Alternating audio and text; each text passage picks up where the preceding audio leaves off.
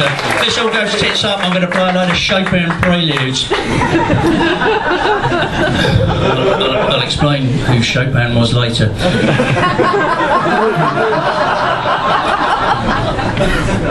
And that's the last of the culture you're going to get this evening.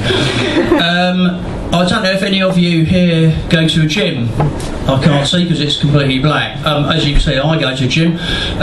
They provide me with all the magazines I want to read, fantastic lattes, and the biggest Kit Kat machine in the world. I've discovered two types of people who go to a gym. There's the people who go to the gym in the city, and there are people who go to the gym in the suburbs.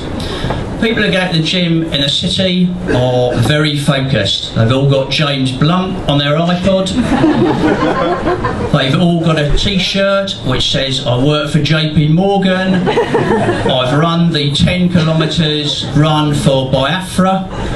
They don't know where Biafra is, but they've run the run for it. Invariably they're all called Rupert, even the women.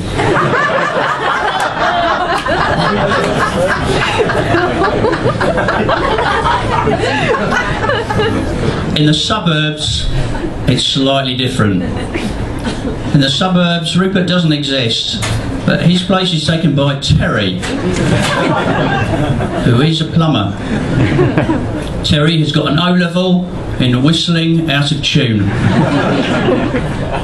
He's got a tattoo with the word mum on it, because mother is far too complex for him to spell. He has a vocabulary of 100 words, 20 of which is the word bollocks.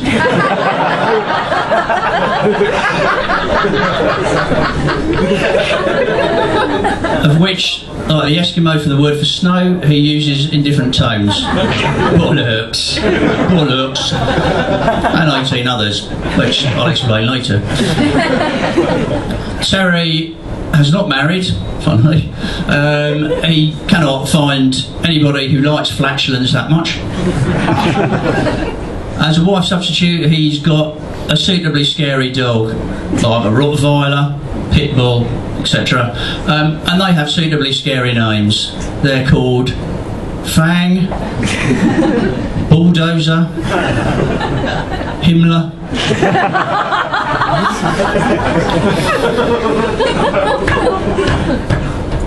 Terry, just in case you forgot his name. Terry, like Jill's friends in Huddersfield, is bedecked by items from Elizabeth Duke. He has an earring and he is shaven, and he wears a vest or an England shirt. Terry is... Now, we've only been doing this for 10 weeks, and it's funny, it's just it all goes.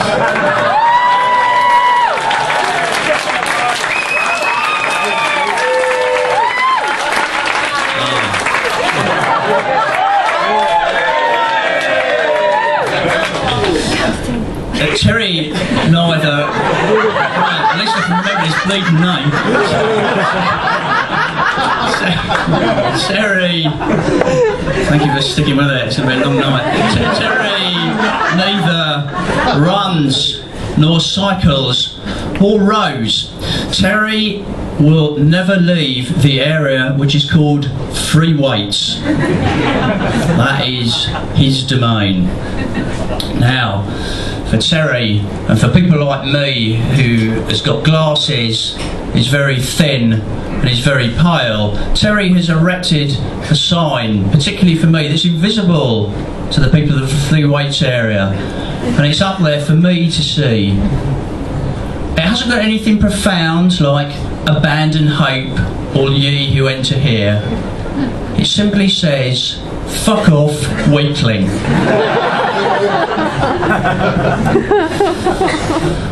When I was young, I had a big drugs problem. No, that's the setup, the gag's coming. Oh dear, it's going to be a long night, isn't it? Let's try that again.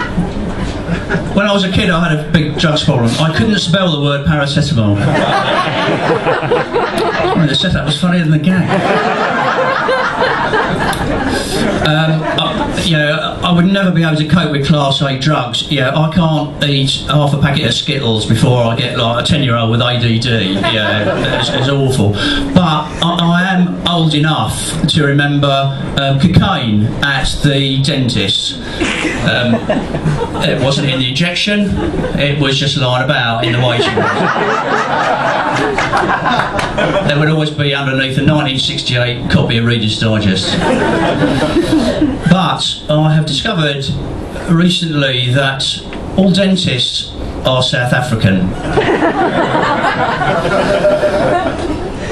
There's no way you're going to tell otherwise because their accent is too scary. So you lie there, and the dentist says, "Hello, I've come all the way from Pietermaritzburg, where I was killing aardvarks, you know. And I thought, I'm going to come to London and be a dentist. Open wide. This won't hurt." I think that's quite scary and almost offensive.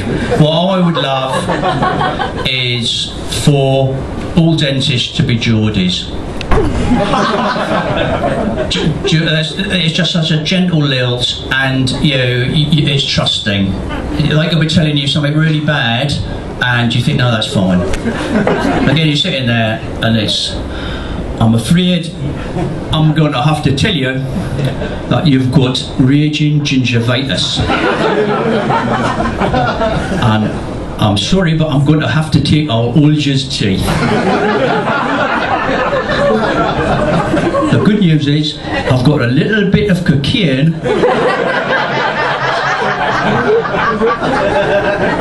that's tucked up here in my Newcastle shirt." It's soothing, and even the words "root canal treatment" is like a little gentle boat trip. Ladies and gentlemen, I hope you enjoyed the show.